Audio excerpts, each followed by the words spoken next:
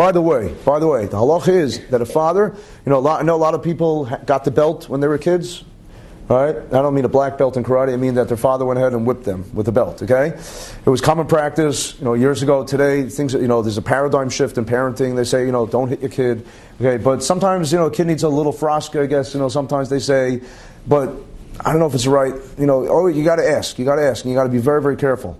But the Chazal tell us that when a child gets a certain age, it's an isser for the father to go ahead. It's a prohibition for the father to go ahead and do that, because you are basically setting up the kid for failure and disaster, because the kid will try and attempt to defend himself, and then the child will take revenge.